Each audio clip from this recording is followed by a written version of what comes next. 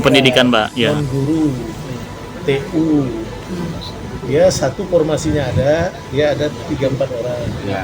Satu yang terakomodir, yang 3 ini nanti kita usulkan formasinya. Tapi dia sudah lulus. Tapi dia pengumuman ini dia bukan sudah lulus. dia udah lulus, sudah ikut tes. Tinggal kalau nanti formasinya udah kita usulkan disetujui Menpan, maka dia otomatis masuk ke situ, ya? Nggak perlu tes. Iya Pak, betul Bu. Ini kan yang sisanya itu akan menjadi paruh waktu Bu. Tapi untuk paruh waktu itu kan belum ada petunjuk teknisnya Bu ya. Seperti apa? Sudah ada Pak. Memang, Nanti oh sudah ada. Iya. sudah ada Pak. Jadi Pak B, kalau dilaftarkan lagi 7.000 untuk gelombang kedua berarti Iya, 11.000. Kalau 7.000 itu adalah tambahan ya, bukan Tambahan. bukan 7.000 dari 4.000. Bukan Pak, tambahan Pak. Tapi Harus juga kan 11.000. sesuai formasi juga mungkin belum semua Pak itu Pak. Tidak akan semua diterima kan Pak untuk P3 ke tahap 2 sesuai dengan formasinya Pak. Ibu Diterima Pak. Jadi gini, kita punya komitmen sepanjang dia mendaftar dan ikut seleksi itu diterima Pak, dan sepanjang mempunyai data di BKN. Nah, tinggal nanti formasinya, misalnya Bapak formasinya sekarang mengajukan ke kita 4.000, kemudian Bapak nambah lagi 7.000 jadi 11.000 gitu ya Pak ya. Nah, Oke, baik, Bu. 11.000 itu menjadi PPK penuh waktu. Tapi yang 12.000 sisanya ya untuk bisa jadi PPK paruh waktu. Kalau tadi kan penuh waktu yang itu karena kita kasih. Nah, itu Pak. Boleh bertanya yang terkait ini tapi agak berbeda Pak Menteri, boleh Pak? Enggak, tapi tetap hubungannya urusan ini ya. Iya Pak, iya Pak. Ini kami itu juga terkait dengan P3K ini Bu. P3K ini dianggapnya bagi pendaftar itu adalah sama persis dengan PNS, tetapi tidak menerima pensiun Bu. Jadi yang diterima pun mereka protes dengan tunjangan kinerja yang tidak sama dengan level yang sama gitu Bu. Nah kami kan menyesuaikan dengan kapasitas fiskal kami Bu. Jadi tidak sama persis dengan PNS yang menerima tukin Bu, itu gimana ya Bu? Ya, jadi kalau tukin dan sebagainya tentunya Pak disesuaikan dengan kemampuan di yang diatur oleh pemerintah pusat itu adalah gajinya Pak. Tapi tukin dan sebagainya tentunya disesuaikan, kan tidak berbeda Pak tiap instansi pemerintah. Betul Gitu. Bu. Ya. Ya. Ya, TPP. Jadi maaf Bu, jadi sudah betul ya Bu yang kami lakukan. Jadi kami tidak perlu artinya mereka karena kurang paham kan Bu ya, itu Bu ya. Jadi Betul, mereka tuh Pak. menuntut yang sama Bu, itu aja Bu. Ya. Ya. Ya Bu. Jadi Baik, ini Bu. jadi yang penting sebetulnya ini ada kejelasan status Pak, karena di Undang-Undang ASN kan tidak mengenal lagi nama lain selain ASN, P3K. PNS dan P3K. Jadi kita sebetulnya Pak yang betul itu adalah yang sudah kemarin yang kita sesuai dengan Bapak yang formasikan gitu ya. Tetapi ini yang kenapa kita membuka kembali itu kan karena mengurangi gejolak Pak. Ini akan rame banget begitu karena Bapak aja di atas 23.000 itu gitu ya. Ya, Bu. Nah, kita sebetulnya mau membantu dari Pemda supaya tidak terjadi gejolak begitu. Terima kasih. Baik Bu. Jadi Pak Menteri izin Pak, kami akan menjadikan paruh waktu sisanya Pak. Ya, Bapak harus cepat mengambil langkah. Ya, Pak. Kalau sananya nggak jelas, saran saya Bapak kirim tim kepada Kemenpan RB ya, Ya. supaya bisa minta pendampingan mungkin untuk menyelesaikan permasalahan di situ. Kami juga siap dari Kemendagri ya, koordinasi dengan Pak Tomsi, Pak Sekjen, nanti kita kirim dari Dirjen Oda dan Karo Kepegawaian untuk membantu di Jawa Barat supaya nanti jangan sampai sudah tutup tanggal 15 Bapak nanti akan rame-rame 12.000 mendemo ke situ. Terima kasih Pak Gubernur, terima kasih banyak pertanyaannya. Tentunya fokus kami untuk penyelesaian ini adalah yang terdata di data pangkalan data BKN Pak. Ya, jadi nanti tentunya ini tadi ada Bapak menanyakan yang sudah P3 yang terdaftar di data BKN, kemudian daftar CPNS. Nah nanti kita akan selesaikan Pak itu karena itu dalam sistemnya itu sudah terkunci sekarang. Jadi tidak perlu khawatir yang sudah terdaftar di dalam data BKN CPN, di data BKN ya, P3K tenaga honorer terdaftar di BKN dan kemudian mengikuti tes CPNS, nanti kita akan selesaikan. Jadi tidak perlu khawatir Pak itu. Jadi kan memang diperbolehkan dia mendaftar CPNS kalau memang memenuhi syarat begitu ya. Jadi tunggu karena kan ini sistem ini kan belum selesai nih Pak, lagi perhitungan, sedang konsolidasi data gitu. Jadi kita nggak bisa ambil ada yang masih SKB dan lain sebagainya gitu. Tapi sepanjang yang bersangkutan itu masuk ke dalam data di pangkalan data BKN, insya Allah nanti kita bisa diproses. Nah, sisanya Pak yang Bapak belum masuk tadi sebagaimana disampaikan Pak Mendagri, dioptimalkan untuk segera daftarkan begitu ya untuk yang tahap 2. Ini sudah ada perpanjangan sudah 2 kali Pak, mungkin mudah-mudahan waktu 1 minggu sudah cukup ya Pak, nanti kalau tambah terus ini nanti kita nggak selesai Pak. Sebetulnya dengan 1,3 yang kemarin sudah mendaftar, tugasnya kami sebenarnya sudah selesai karena itu sesuai dengan yang diusulkan, tetapi tentunya kami tetap akan membuka. Nah, jadi nanti yang nanti kita tidak pasti fokus kepada yang 1,7. Sementara itu yang bisa kami jawab Pak Mendagri. Terima kasih. Terima kasih Bu Rini. Jadi Pak Ansat, ini saya yang minta kepada Bu Menpan, Bu, perpanjanglah Bu, kalau bisa kita Zoom meeting hari Rabu, perpanjang seminggu lagi. Sebetulnya udah ditutup Pak. Dari tanggal 31 Desember udah ditutup. Dan beliau udah melakukan berapa kali Zoom meeting. Tadi mungkin Pak Ansat nggak hadir. Yang hadir mungkin diwakilkan ya, karena Bu ini mungkin ibu-ibu mungkin itu kan. Kalau Pak Mendagri hadir gitu kan. Nah, jadi mungkin yang hadir saat itu rapat nggak ngelapor ke Bapak gitu. Ini saya yakin banyak di daerah seperti itu. Tahulah kesibukannya kepala daerah. Saya pernah jadi Kapolda juga 2 kali. Ya. Jadi Kapolres tahu kesibukan itu banyak. Jadi banyak kegiatan-kegiatan instansi lain diwakili, belum lagi turun ke lapangan. Jadi akhirnya yang begini-begini nggak menjadi atensi khusus gitu. Sebetulnya kalau saat itu sudah di warning untuk sudah diperpanjang dari tanggal 31 Desember, perpanjang tanggal 7, itu kalau udah bergerak sudah selesai ya mungkin.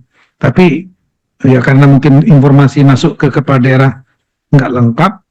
Nah, sekarang ketika ada situasi seperti ini berikut datanya kita tampilkan, jadi perhatian. Nah, tolong sudah diperpanjang 1 minggu. Mohon kalau bisa maksimal. Ini memang problem bukan hanya di Kepri Pak. Kalau masalah demografi, teman-teman di Maluku juga ya, semua mungkin akan kesulitan juga daerah kepulauan. Apalagi yang daerah Papua juga nggak gampang. Tapi ini maksimalkan aja seminggu ini dulu untuk menyelesaikan sehingga bisa cepat dilaksanakan seleksi dan cepat untuk diselesaikan. Karena perintah undang-undang itu sebetulnya harus selesai 31 Desember. Ini kita sudah agak sesuai keluar sebetulnya dari perintah undang-undang. Cuma perintah undang-undang itu nggak ada sanksinya, itu aja.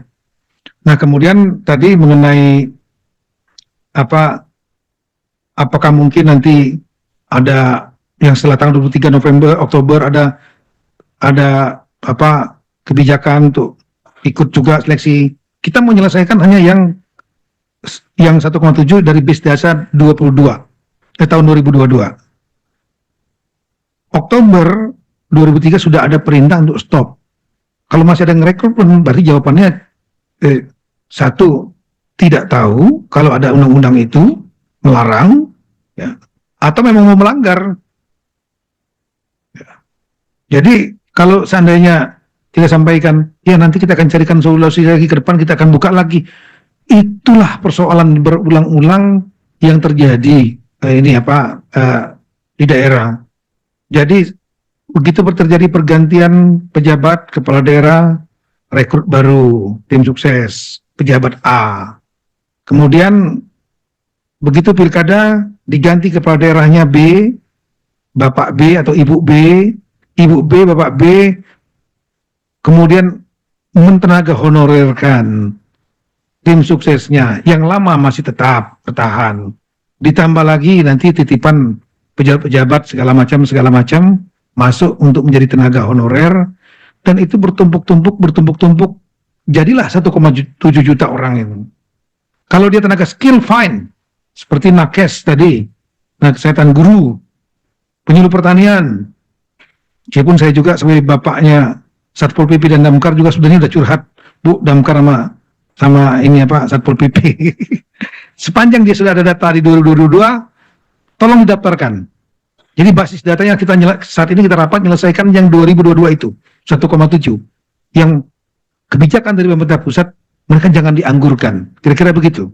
Karena dianggurkan akan menimbulkan masalah. Kita saja udah mengurangi pengangguran, kok malah menimbulkan pengangguran baru. Kira begitu. Nah, kalau itu berhubungan dengan masalah budget, anggaran, memang kasihan daerah-daerah yang sudah terlanjur terlalu banyak honorer yang, terutama honorer administrasi, ya, yang nggak punya skill. Ya, untuk mengakalinya ya seperti itu. Bukan dimasukkan di belanja pegawai, tapi dimasukkan di belanja barang dan jasa. Seperti yang disampaikan tadi oleh Sekda Provinsi Jawa Timur. Ini beliau ini orang keuangan, paham, ngerti cara masuknya di belanja barang dan jasa. Tapi statusnya bukan lagi tenaga honorer. Statusnya itu setelah seleksi nanti sudah menjadi P3K, kontrak. Saya kira itu Bapak sekalian, kami menekankan beberapa hal. Yang pertama, rapat ini adalah sebagai wake up call bagi yang daerah-daerah yang belum memahami ada masalah yang akan jadi bom waktu. Kita ingatkan sekarang. Dan ada perintu yang dibuka oleh Ibu Menpan RB untuk memperpanjang pendaftaran sampai 15 Januari.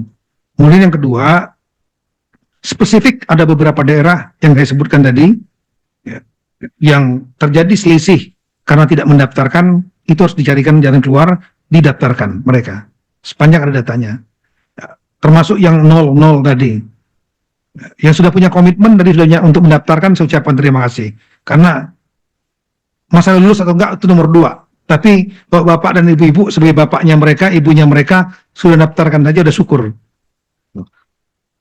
Kemudian yang kedua, anggaran tetap disiapkan untuk mereka ya, dalam APBD untuk yang mereka honorer itu yang nanti akan diangkat mungkin lulus ya, tetap disiapkan, entah dia nanti dengan full time ataupun paruh waktu, itu nomor 2.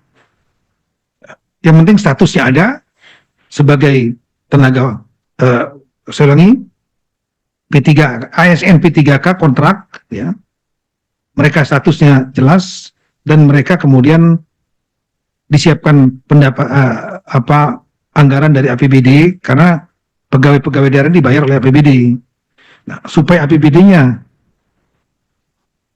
tidak melampaui ke 30%, salah satu caranya adalah dengan masuk di nomenklatur belanja barang dan jasa. Ya. Ini yang berikutnya lagi, tolong tidak lakukan lagi rekrutmen tenaga honorer, karena itulah perintah Undang-Undang nomor 20 2003 pasal 66. Ini kami tampilkan. Ya, terakhir, coaching klinik nanti tolong ditunjuk pejabat-pejabat yang menangani masalah ini di daerah untuk mengikuti coaching klinik mungkin per Zoom ya. Tanggal 9 dan 10, kemudian dilanjutkan lagi 13 sampai dengan 15 Januari 2025 jam 15 sampai jam 20 malam. Nanti ada petugas teknis dari Kemenpan RB, Badan Pegawai Negara dan Kemendagri yang akan memberikan coaching, dan saya minta tolong dilakukan 2 arah sehingga bisa terjadi dialog. Karena mungkin ada permasalahan-permasalahan yang spesifik yang hari ini kita nggak sempat sentuh karena keterbatasan waktu. Saya kira itu Bapak sekalian, harapan kita mudah-mudahan permasalahan 1,7 juta honorer yang sudah terdata ini dapat diselesaikan sambil kita mencari solusi untuk permasalahan-permasalahan di luar itu yang berkaitan dengan kepegawaian termasuk honorer. Terima kasih atas waktu Bapak sekalian. Mudah-mudahan dengan upaya kita, keseriusan kita, ya ini adalah pahala bagi kita karena menyangkut masalah nasib kehidupan jutaan orang. Sekian dan terima kasih. Wassalamualaikum warahmatullahi wabarakatuh. Tuhan berkati kita semua.